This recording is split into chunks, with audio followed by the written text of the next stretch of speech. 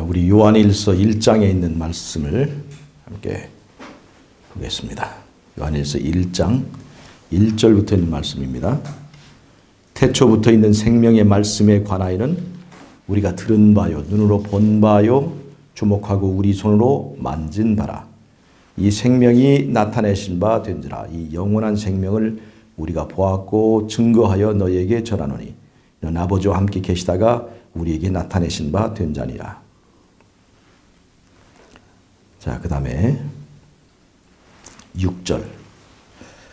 만일 우리가 하나님과 사귐이 있다 하고 어두운 가운데 행하면 거짓말을 하고 진리를 행치 아니함이거니와 저가 빛 가운데 계신 것 같이 우리도 빛 가운데 행하면 우리가 서로 사귐이 있고 그 아들 예수의 피가 우리를 모든 죄에서 깨끗게 하실 것이요 만일 우리가 죄 없다 하면 스스로 속이고 또 진리가 우리 속에 있지 아니할 것이요 만일 우리가 우리 죄를 자백하면 저는 미쁘시고 의로우사 우리 죄를 사하시면 모든 불의에서 우리를 깨끗게 하실 것이요 만일 우리가 범죄하지 아니하였다 하면 하나님을 거짓말하는 자로 만드는 것이니 또한 그의 말씀이 우리 속에 있지 아니하니라.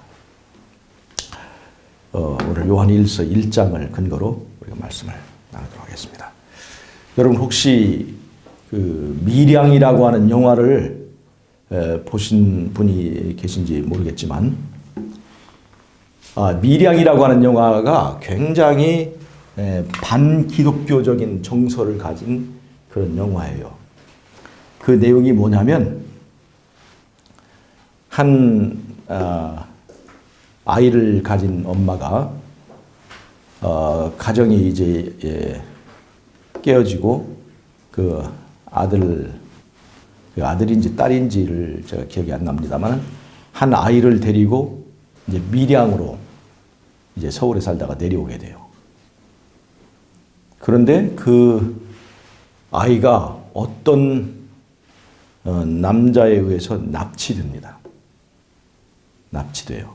그래가지고 그 납치범이 아이 엄마에게 이제 협박을 해요. 돈을 가져오라고. 그래서 이제 막 이제 경찰 수사에 들어가고 난리가 나죠. 그런데 결국에는 이제 범인이 잡혔고, 근데 이미 아이는 이 납치범이 돈은 받고 그 아이는 증거가 남을까봐 아이는 죽인 상태로 이제 범인이 잡힌 거예요. 그런데 이 엄마가 굉장히 그 감당할 수 없는 그 슬픔과 충격을 이제 이겨내기 위해서 기독교 신앙을 하게 돼요.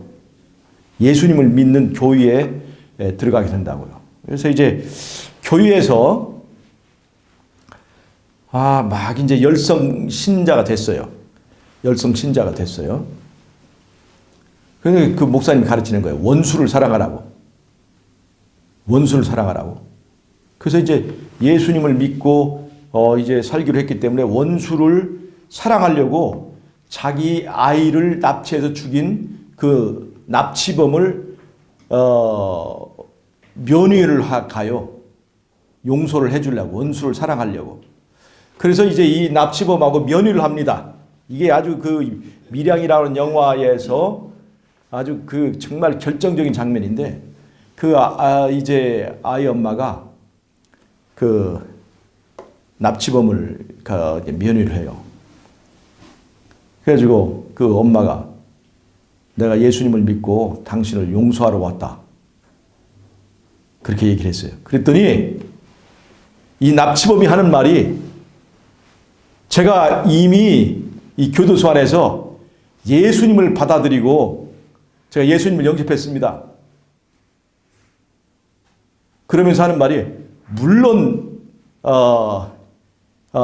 뭐 저를 용서해 주신다고 하는데 그 걱정하지 마세요. 이미 주님께서 제 죄를 다 용서해 주셨는 거요. 그러는 거야. 이미 주님께서 제 죄를 다 용서해 주셨는 거요. 하고 이제 무슨 말인지 아시겠습니까? 이 엄마가 그 사람을 용서해 주려 갔다가 이 납치범의 그 말을 듣고 완전히 뚜껑이 열려버렸어요. 내가 용서해 주지 않았는데 누가 너를 용서해 준단 말이야.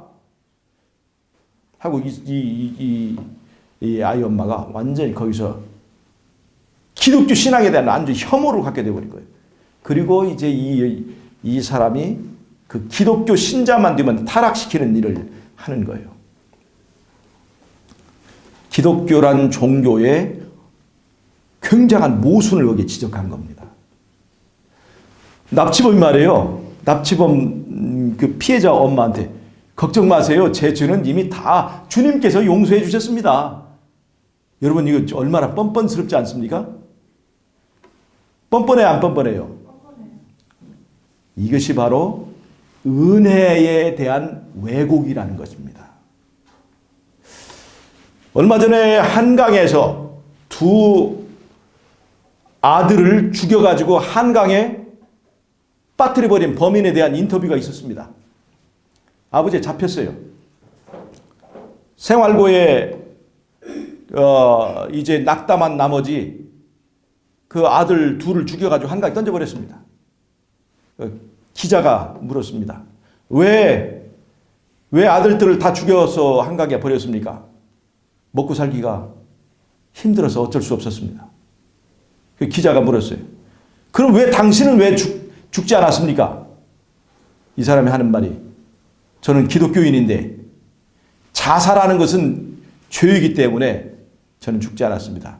기자가 어이가 없어가지고 아니 그럼 아들 둘은 왜 죽인 겁니까? 그랬더니 죄는 용서받을 수 있기 때문에 제가 아들들을 죽였습니다. 그렇게 얘기를 했어요. 이게 얼마나 웃기는 얘기 같이 보이잖아요. 이것이 뭐냐면 바로 기독교의 은혜론. 지금 일반 기독교, 일반 개신교에서 가르치고 있는 믿음으로 말미암는 의, 은혜로 말미암는 구원. 이런 것들이 얼마나 모순을 가지고 있는가를 이 두 가지 케이스에서 우리 잘 나타내고 있는 거예요. 잘 보세요. 지금 저는 이상구 박사의 이야기를 여기다 연결해서 하려고 합니다. 은혜를 잘못 오해하면 이런 미친 짓을 만들어내는 겁니다. 자, 십자가의 은혜. 십자가의 은혜는 십자가에서 구원이 완성되었다고 이렇게 말하는 사람들이 은혜를 주장합니다. 자, 은혜는 우리를 구원했습니까? 안 했습니까?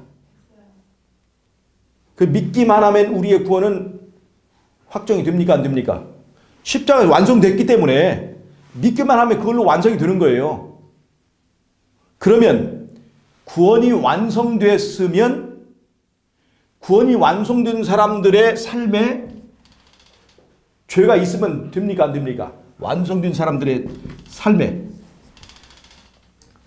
죄가 있으면 돼야 안 돼요? 안 되죠. 근데 이상구 박사 같은 사람들은 이런 걸 얘기하잖아요. 십자가에서 구원이 완성되었고 믿기만 하면 그 완성된 구원이 내 것이다. 그러니까 완성된 구원을 강조하기 때문에 구원이 완성된 거예요. 그러면 구원의 확증이나 다름없는 거예요. 확증인 거예요. 그럼 사람들이 물어요. 이상구 박사님은 그러면 죄를 안 짓습니까? 근데 거기에 대해서는 자기가 할 말이 없는 거죠. 죄 짓는 거예요. 그때 이상구 박사가 한 일이 뭔 줄 압니까? 당신은 왜 죄를 짓느냐?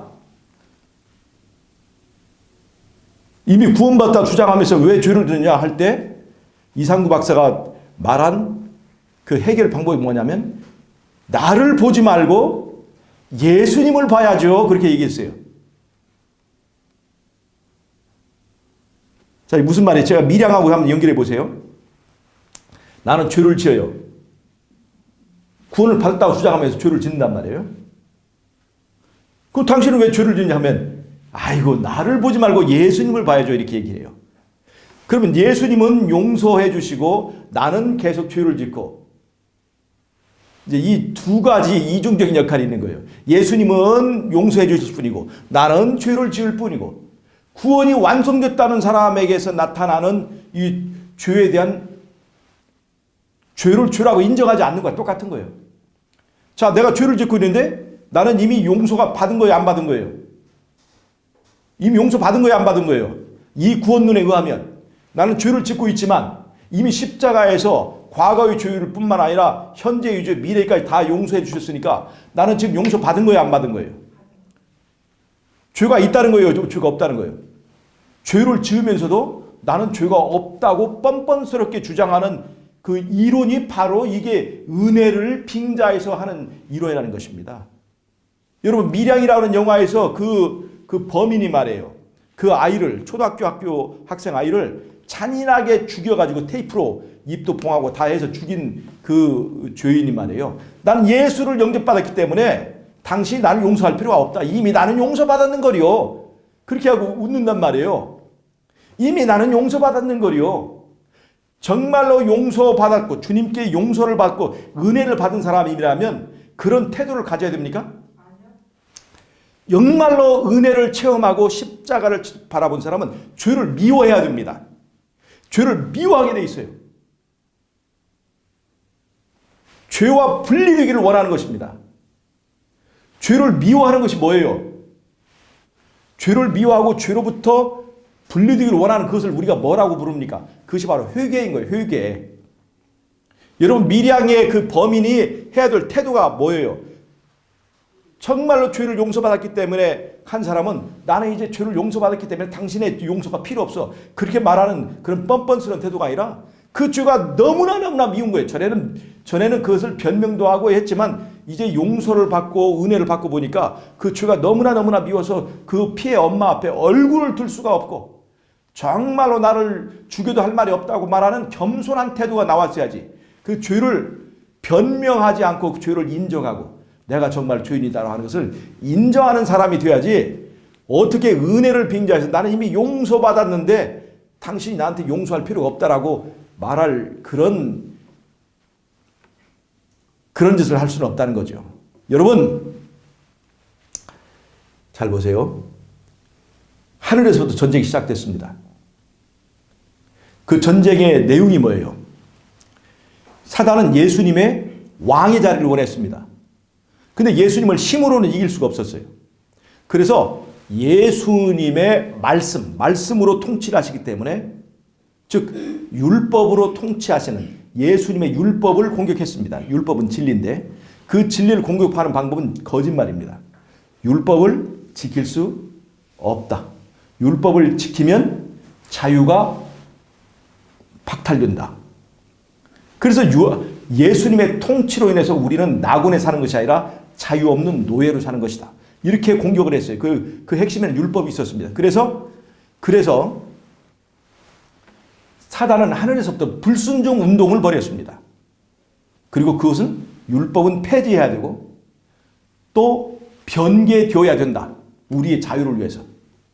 그 말은 말씀으로 통치하시는 예수님은 물러나고 내가 그 자리에 왕이 되어야 된다 하는 주장을 위해서 사단은 하늘에서부터 하나님의 계명에 대한 불순종 운동을 시작했습니다. 그리고 나서 그 불순종 운동이 어디로 번졌어요? 에덴 동산의 아담과 하와에게 그 불순종의 운동이 불이 붙어서 그 불이 지금 어디까지 온 거예요? 지금 바로 우리 자신들에게까지 그 불순종의 불이 붙어온 것입니다. 이게 우리가 하나님의 계명에 불순종하는 삶을 살면서 지금 누구의 세력에 동조됐냐면 바로 사단의 하늘의 대반역에 참여하게 된 것입니다.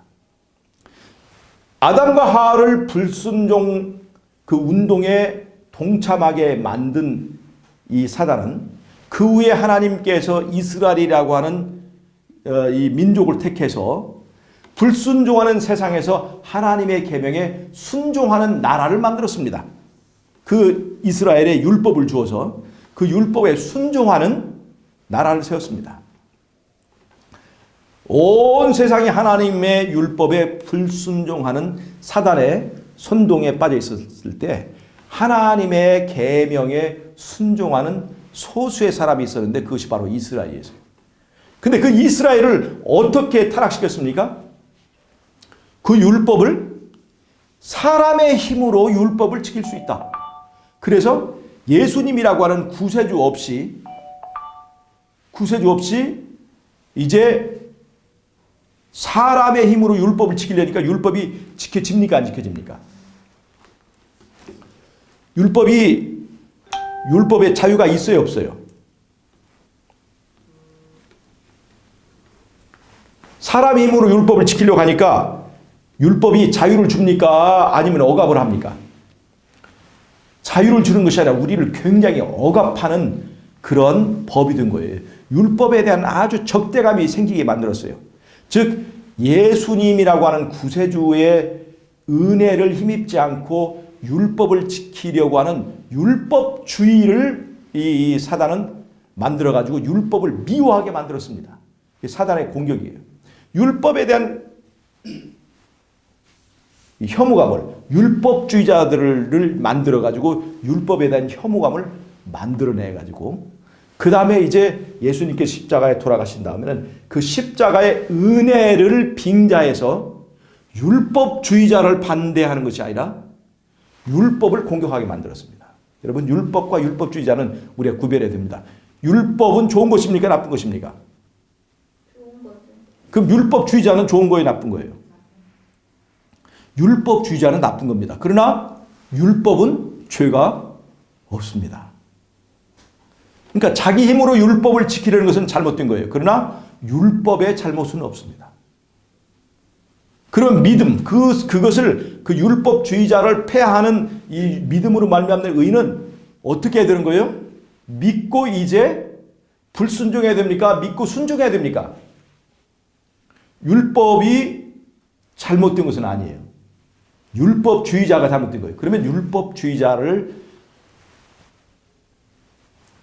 율법주의자를 포기하고 예수님을 믿고 이제 율법을 순종하는 예수님의 백성이 되어야 되는데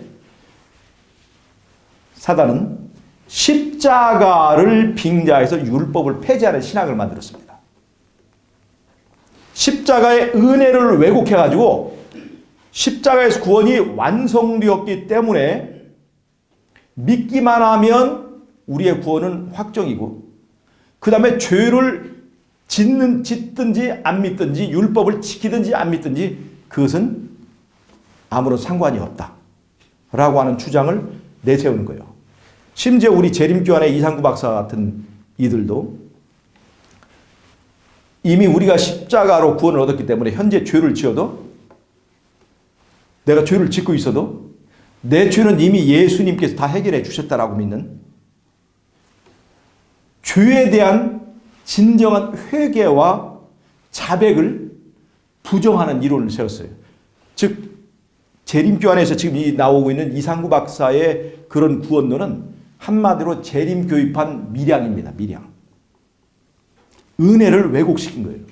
자, 그러면 이것은 우리는 어떻게 해결해야 되느냐? 자, 하나님의 은혜는 뭐냐? 십자가는 구원의 완성이 아니라 구원의 제공의 완성입니다.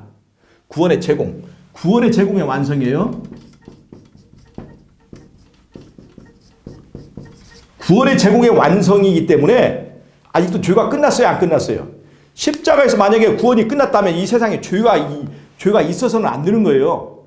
그런데 십자가에서 구원이 완성되는데 왜 이 세상에 죄가 아직까지 남아있는 것입니까? 그것은 십자가에서는 구원의 제공이 완성됐기 때문에 그렇습니다.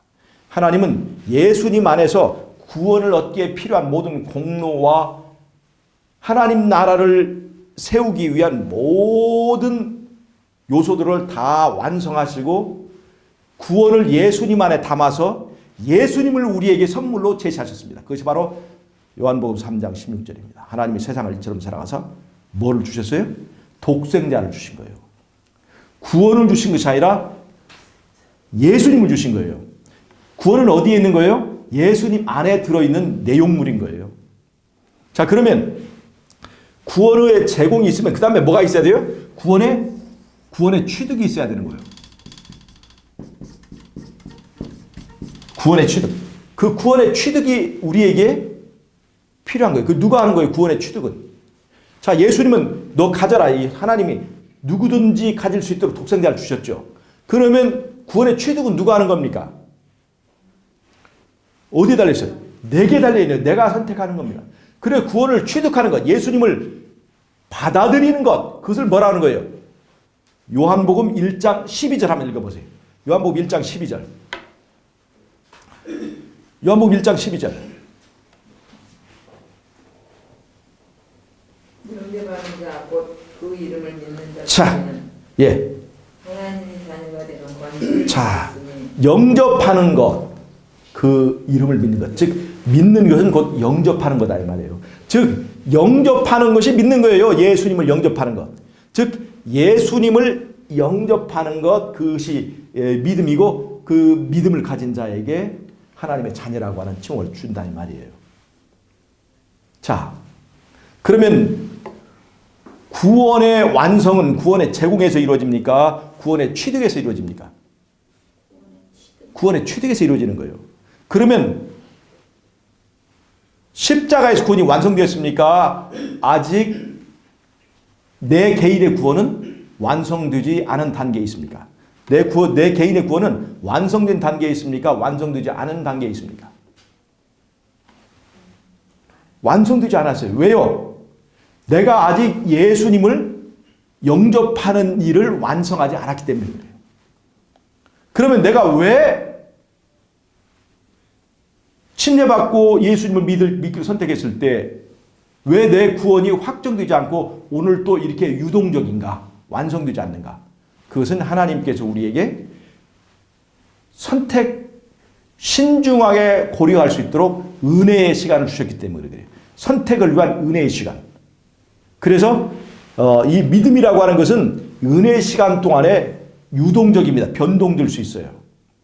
그 변동될 수 있는 자유를 우리에게 주셨기 때문에 그래요. 그래서 내가 믿었지만 죄를 지을 수 있는, 믿으면 믿었다고 하면서 믿었다고 하는 사람에게 죄를 지을 수 있는 현상이 나타난 것은 바로 여기서 이렇게 설명되는 거예요. 하나님께서 우리에게 예수님을 영접할 권리를 주었고 자유를 주었고 그 다음에 그 자유는 은혜의 기간 동안에 행사될 수 있는 것이기 때문에 변동될 가능성이 있기 때문에 예수님을 내가 믿는다고 하면서도 또 죄를 지을 수 있는 그 현상이 나타날 수 있다는 겁니다. 근데 십자가에서 구원이 완성되었고 믿기만 하면 그것이 내 것이 된다고 하는 이 사람은 믿으면 바로 구원이 완성되고 확정되어야 되는 거예요. 그 다음에 변동은 있을 수가 없는 거예요. 그래서 우리가 구원의 제공과 구원의 취득을 나누어서 구원의 취득이 나의 선택에 이루어지고 그것이 은혜 시간이라고 하는 그 기간 동안에 결정되는 것이라고 하는 이 전제에서만 내가 믿었는데 또 죄를 지을 수 있는 그 현상이 설명될 수 있다는 것입니다. 자, 그러면 자, 내가 믿었고 그 예수를 영접했는데 내가 오늘 죄를 지었단 말이에요. 그 죄를 지으면 나는 어떻게 해야 됩니까? 누구에게 나아가야 돼요? 문제가 어디에 있어요? 자, 이상구 박사는 이렇게 내가 죄를 지었으면 지금 누가 지금 죄를 해결해 주고 계세요? 그러니까 나를 보지 말고 누구를 봐야 돼요? 예수님 봐야 돼요. 근데 여기서 문제는 뭐예요? 내가 죄를 짓는 것은 내가 예수를 영접하지 않아서 된 건데 예수를 영접하지 않았는데 어떻게 예수가 내 죄를 해결할 수 있냐는 말이에요. 예수님은 내가 예수님을 왕으로 영접했을 때만 그 예수님의 공로가 나의 것으로 적용될 수 있는 거예요. 그러니까 내 안에 이 주인의 자리에 예수님이 영접됐을 때만 율법이 나를 심판할 때 내 외모를 보지 않고 내 중심을 살펴서 내 주인이 누구인가를 보고 예수님이 내 주인이기 때문에 예수님의 공로를 내 죄에다 적용해서 내가 이제 의롭게 된단 말이에요. 근데 예수를 영접하지 않아서 내가 죄를 짓고 있는데 내가 지금 내 죄를 해결하는 예수님을 보라고 말할 수가 없는 거예요. 그거는 은혜를 왜곡하고 자기는 죄를 지으면서 그 다음에 죄를 변명하면서 죄를 합리화시키면서 다른 말로 하면 인간은 인간이기 때문에 구원받았지만 죄 지을 수밖에 없다라고 하는 주장을 하면서 죄를 합리화시키면서 그 책임을 누구한테 돌리고 있는 거예요? 하나님께 돌리고 있는 겁니다. 자, 보세요. 내가 예수님을 영접하지 않았기 때문에 내가 지금 죄를 짓고 있다 하면 그 책임 누구 있는 거예요? 우리에게 있는 거죠. 내가 책임을 있는 거죠. 그래서 아까 요한 그 1서 1장에서 제가 읽었죠.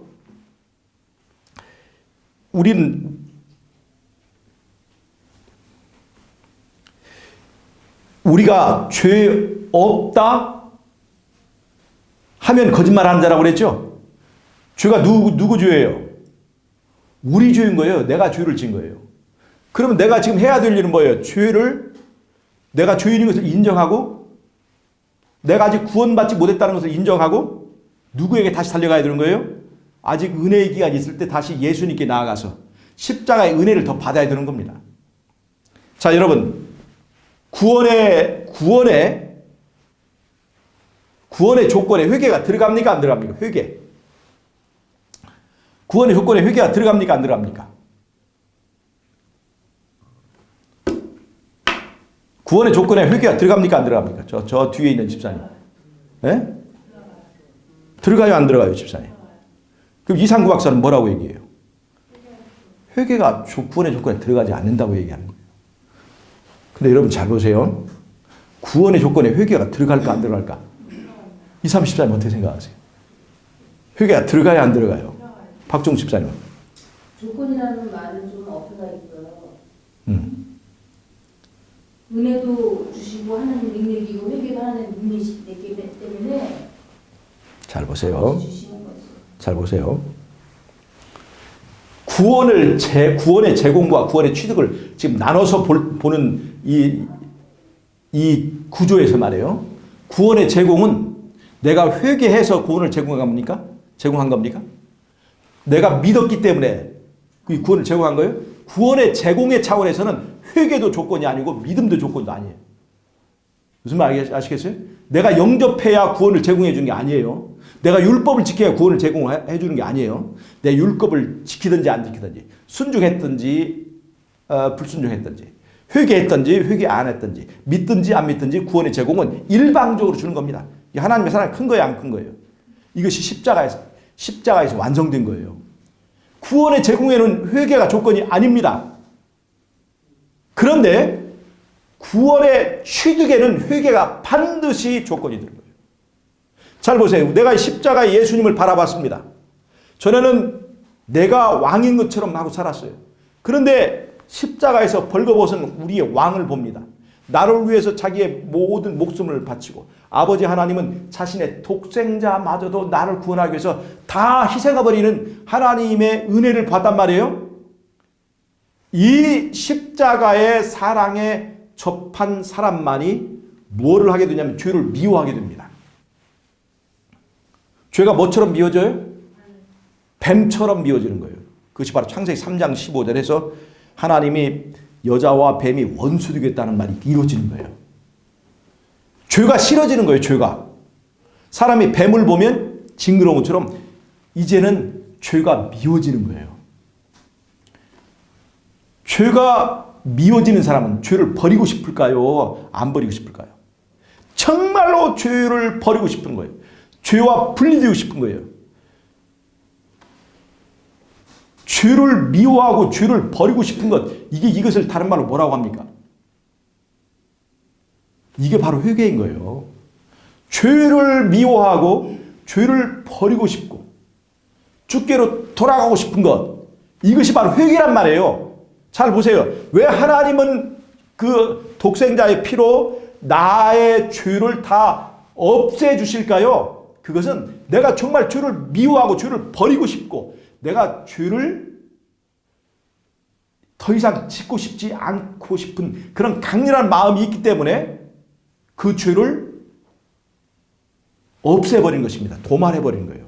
근데 내가 죄를 사랑하고 죄를 버리고 싶지 않고 죄에 대한 애착이 있으면 하나님께서 그 죄를 소멸시켜 줄까요? 안 소멸시켜 줄까요?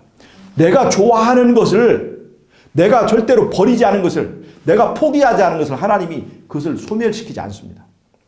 그럼 여러분 보세요. 십자가의 은혜가 내 죄를 완전히 소멸시킬 수 있는 조건은 뭐냐면 내가 그 죄를 버릴 때예요. 죄를 버릴 때란 말이에요. 죄를 미워할 때란 말이에요. 버려주기를, 죄를 소멸시켜주기를 간절히 바라고 내가 그 죄를 버릴 때 그 죄는 소멸된다 이 말입니다. 그것이 바로 회개라는 거예요. 여러분, 죄의 소멸에 있어서 정말로 중요한 것은 바로 이 회개입니다. 회개는 그런 의미에서 구원의 절대적인 조건이에요. 죄를 사랑하고 죄를 버리고 싶지 않은 사람에게 죄의 소멸은 없습니다. 즉 구원의 취득에 관련되어서 회개는 정말로 중요한 것입니다. 여기 요한일서 1장에서 죄를 자백한다고 그랬죠? 그게 바로 자백이고 그게 회개를 말하는 거예요. 죄를 인정하고 이거는 내 죄고 내 잘못이다. 죄를 지으면서 예수님이 처리했다라고 예수님께 떠넘기는 것이 아니라 이거는 내 잘못이다 하는 것을 인정하고 내가 주님께 가서 주님의 십자가를 바라고 다시 한번 내가 그 죄를 주님 앞에 고백하고 죄를 버리고 정말 이 죄로부터 내가 벗어나기를 강력하게 바란다고 하는 그 희망을 하나님께 내가 표현해야만이 그것이 바로 주님께서 내 죄를 소멸시켜버릴 수 있는, 그래서 그리스도의 공로를 적용해서 나를 죄로부터 의롭게 해주는 바로 가장 중요한 요소라고 하는 것입니다. 그래서 구원의 제공에 관계되어 있어서는 회개가 아무런 이제 구원의 조건이 아니지만 구원의 취득에 관계돼서 이 회개는 정말 중요한 것입니다. 여러분, 정말로 내가 버리지 않은 죄를 용서받는 일은 없습니다. 자, 보세요. 우리가 죄를 어떻게 이기게 되는 걸 보세요. 여러분, 과거의 죄를 이긴다고 하는 것은 무엇을 말하는 것입니까? 과거의 죄를 이긴다는 것. 그 용서받는 거죠. 과거의 죄를 이긴다는 것은 용서받는 것입니다.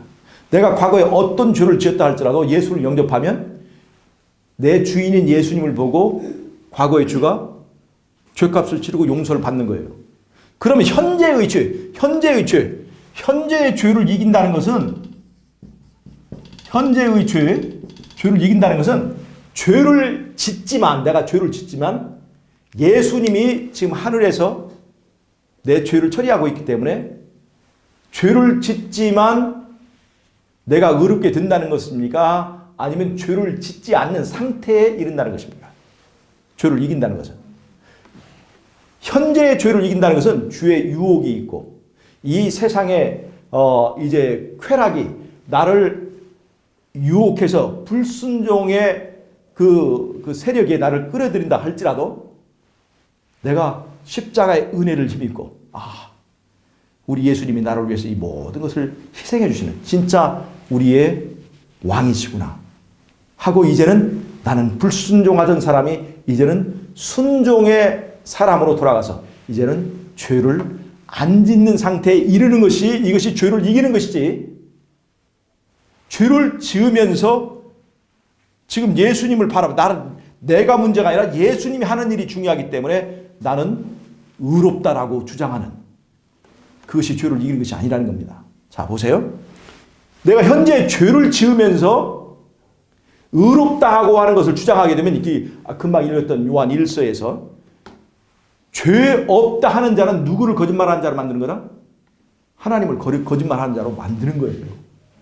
그러나 내가 내 죄를 자백하고 고백하면 우리 앞에 누가 예수님이라고 하는 대언자이기 때문에 그 예수님의 충보를 통해서 우리는 의롭게 될 수 있다는 것을 요한 1서는 분명히 말해주고 있습니다.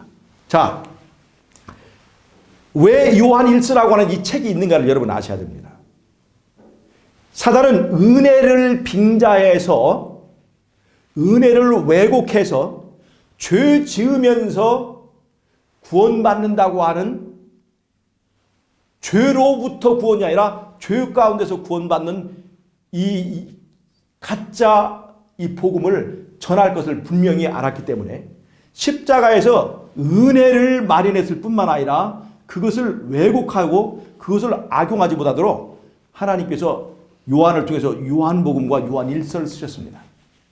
여러분, 요한 1서는 요한복음의 내용들을 요약한 거예요. 지금 아까 태초에 말씀이 계시니라 이게 태초에 말씀이 계시니라 이게 요한복음 1장 1절의 얘기죠. 지금 요한 1서 1장도 그것과 요한 1서 1장도 요한복음 1장의 내용과 똑같습니다.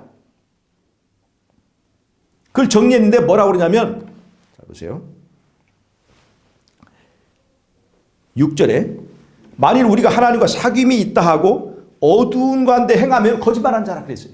그러니까 내가 하나님을 믿었는데 죄를 짓고 있다면 그것은 그 믿음이 뭐라는 거예요? 거짓말이라는 겁니다. 그 믿음이 잘못됐다는 거예요. 그 구원이 있다는 얘기입니까? 구원이 없다는 얘기입니까?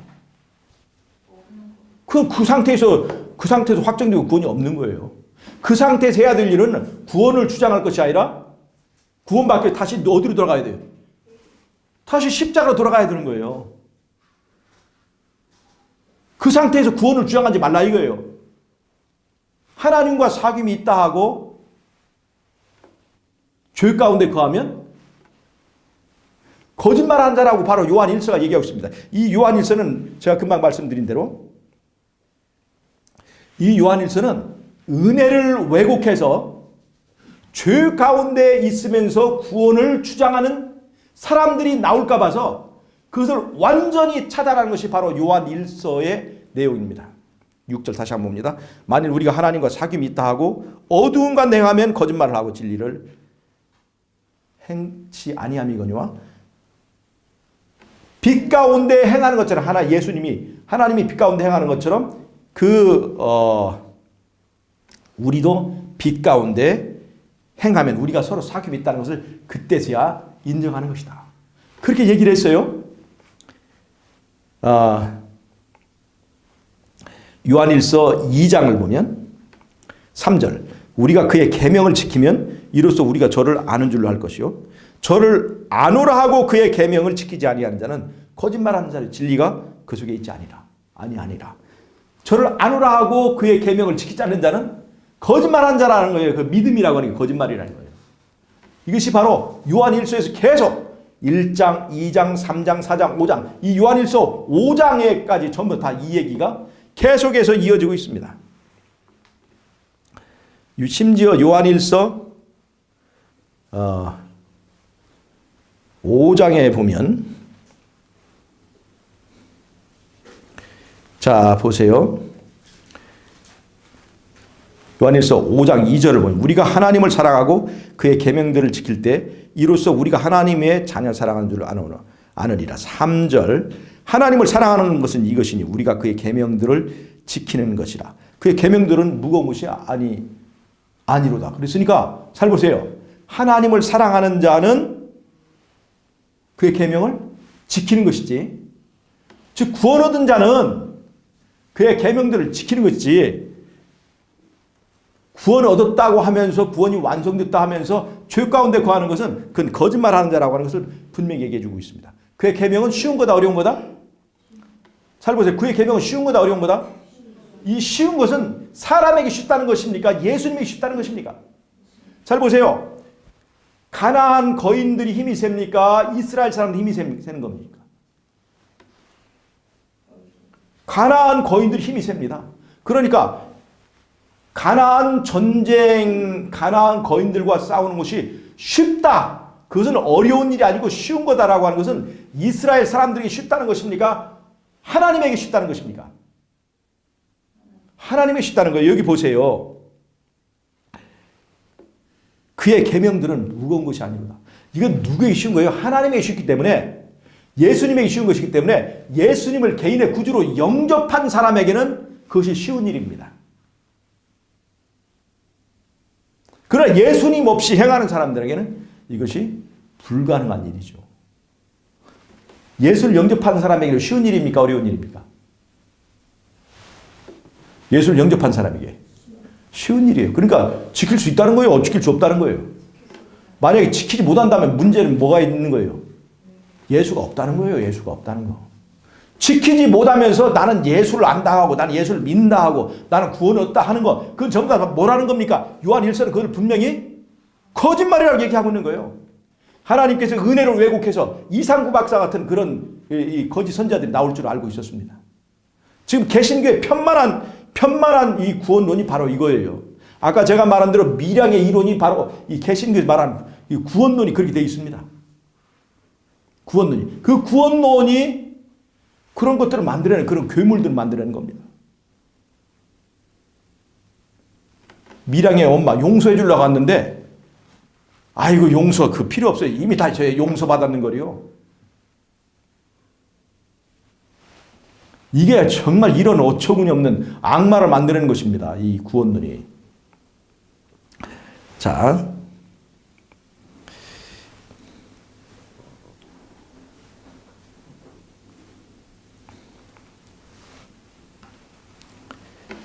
그 다음에 요한일서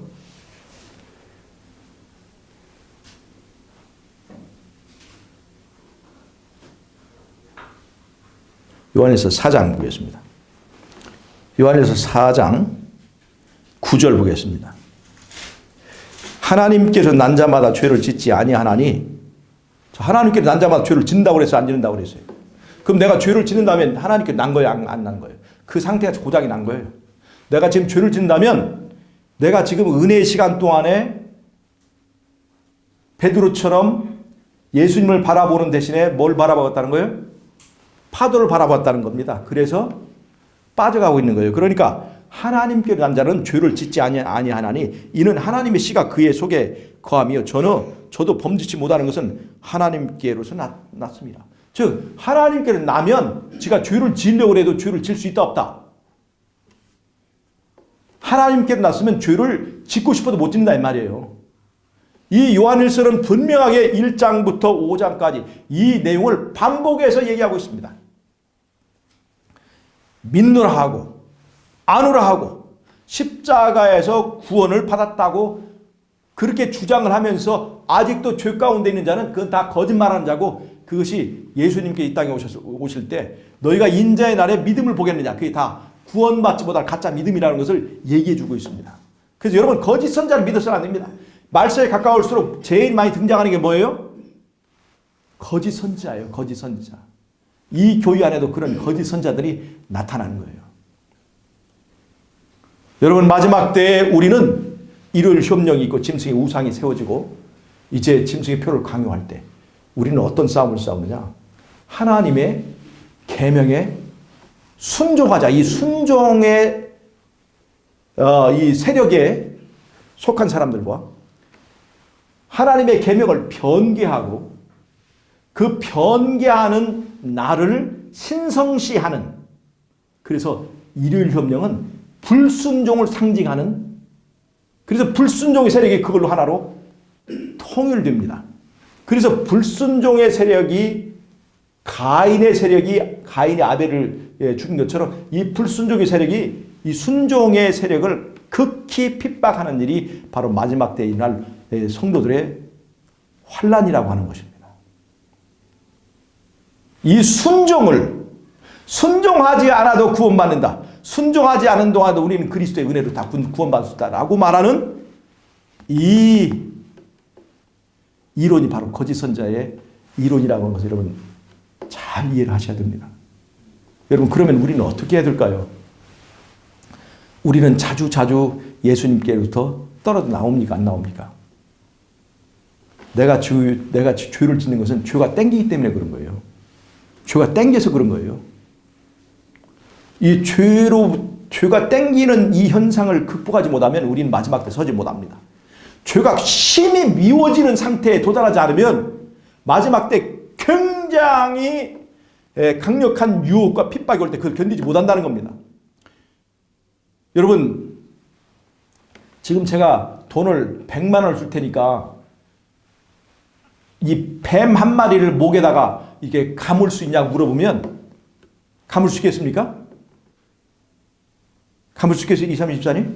100만 원 준다면 못해요. 그건 못할 거예요. 왜냐하면 하나님이 그 뱀에 대면 혐오감을 심어줬기 때문에 그래요. 이게 못하는 거예요. 뱀을 보면 아주 징그러운 마음이 생기잖아요. 그것처럼 죄가 그렇게 징그럽게 느끼지 않으면 마지막 때 흠없는 삶을 살지 못한다는 얘기입니다. 자, 여러분 흠없는 삶 얘기를 조금만 하고 마치겠습니다. 구원받는 자는 흠 없는 자가 되어야 됩니다. 흠이 하나라도 있으면 안 돼요. 근데 어떻게 우리는 흠 없는 자가 될 수 있습니까? 흠 없으면 어떻게 도달할 수 있어요? 우리는 우리의 힘으로 흠 없음에 도달할 수가 없습니다. 다른 말로 하면 율법에 순종할 수가 없어요. 우리는 예수님과 결합된 상태에서만 우리는 흠 없는 사람이 될 수가 있어요. 예수님과 결합된 것을 겉으로 할 수 있습니까? 마음에서 이루어지는 일입니까? 그것이 마음에서 이루어지는 일이에요. 그러니까 내 마음에서 예수와 내가 결합되었으면 우리는 흠 없는 사람이 된 거예요. 예수님과 내가 정말로 죽고 못 사는 하나 된 상태라면 과거의 죄가 어떻든지 아무리 이 세상에 죄가 유행한다 할지라도 우리는 흠 없는 사람이 될 수가 있습니다. 구원의 관점에서는 구원은 어디에서 결정되는 거예요? 내 마음의 지성소에서 결정되는 거예요. 그러니까 그것을 겉밖에 볼 수 없는 사람이 그것을 알 수가 있어요, 없어요? 판단할 수 있어요, 없어요? 그럼 판단하지 못하는 거예요. 누가 구원받느냐 하는 문제는 절대로 누구도 그것을 판단할 수가 없습니다. 그러나 마지막 때의 대쟁투는 그것을 넘는 문제가 생깁니다. 대쟁투는 사단과 예수님 사이의 내기입니다.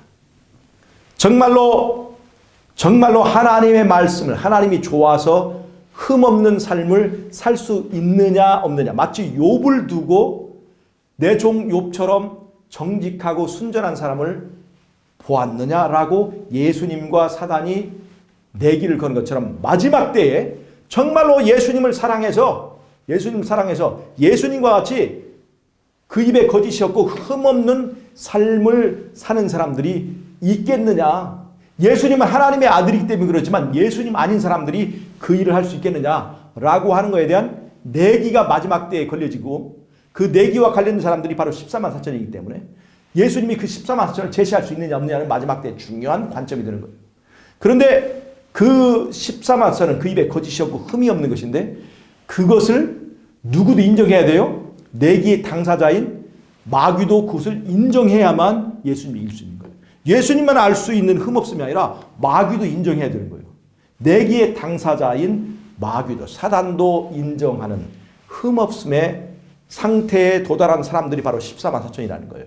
그 14만 4천을 증거물로 제시해야만 예수님은 이 전쟁을 마치고 이 세상에 재림할 수 있는 것입니다. 그래서 마지막 때는 그 흠없는 상태에 이른 사람들이 필요한데 외부적으로 누구도 알 수 있는 누구도 다 인정할 수밖에 없는 외부적으로도 흠없는 상태에 이른 그 사람들이 필요한데 마지막 때는 굉장히 유혹이 있고 핍박이 강합니다. 그래서 그 흠없음이 내가 이 평온한 상태에서는 흠없는 상태를 유지했던 사람도 유혹과 핍박이 극도의 상태에 이를 때는 그것이 그 흠없음이 깨질 수가 있어요. 그래서 그 전에 하나님께서 어떤 상태를 만들려고 하냐면 그 흠없음의 상태를 하나의 품성의 단계로 만들어 주려고 하신다 이 말이에요. 그것이 바로 예수님 재림을 준비하는 사람들에게 필요한 준비라는 것입니다. 우리는 마지막 때 흠없는 사람이 되어야 되는데 흠없는 사람들이 마지막에 그 흠없음이 깨지지 않는 흠없음이 되기 위해서 우리는 그것이 무엇과 같이 되냐면 품성같이 되어야 된다는 겁니다. 여러분 잘 보세요. 우리가 하나의 행동은 변할 수가 있습니다. 근데 이것이 깊어지면 뭐가 돼요? 습관이 되잖아요. 근데 습관도 변할 수가 있습니다. 근데 습관이 깊어져서 하나의 품성화되면 더 이상 이제 변하지 않는 상태를 말하는 거예요. 그래서 우리는 마지막 때에 그 품성의 상태에 도달하는 것, 습관을 넘어서 흠없는 품성을 이루는 것이 중요할까요? 안 중요할까요? 중요한 거예요. 이 대쟁투와 관련돼서는 이것은 참으로 중요한 것입니다. 그래서 이것을 위해서 우리가 준비할 수 있도록 하나님께서 우리에게 예언의 신을 선물로 주신 겁니다.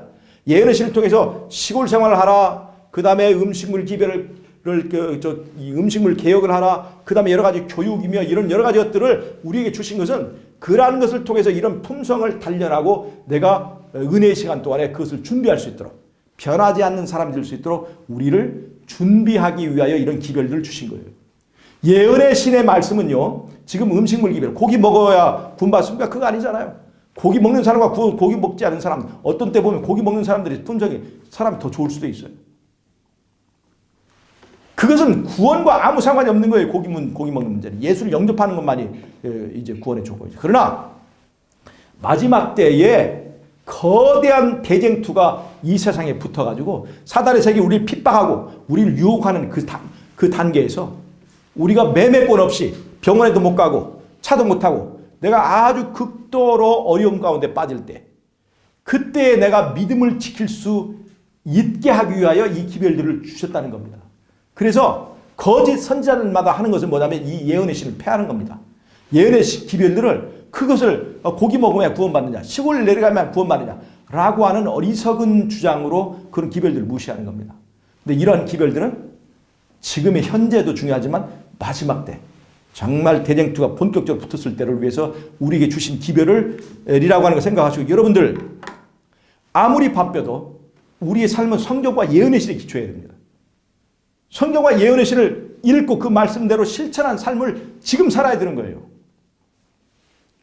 여러분 다시 한번 말씀드리지만은 마지막 때에 지금은 모르지만 아하 그때 음식물 개혁하기를 정말 잘했다. 아하 그때 육식을 끊기를 정말 잘했다.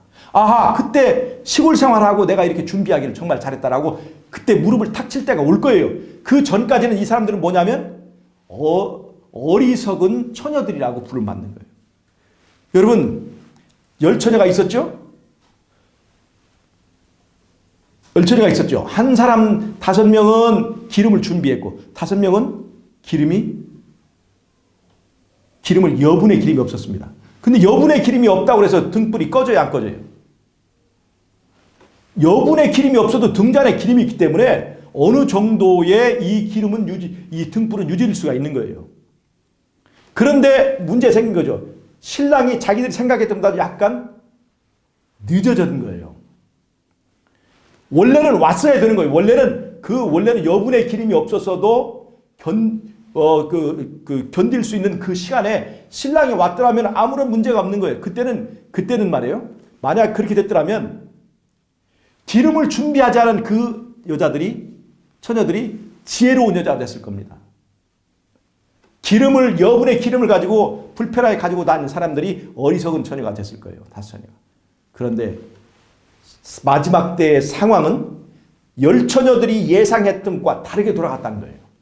여러분 우리가 생각했던 것과 다르게 평화롭지 않게 이 세상이 전개되고 이 세상의 환경이 확 달라져 버릴 때 그때 견디는 것은 여분의 기름을 준비한 사람들 뿐만 살아남는다는 것입니다.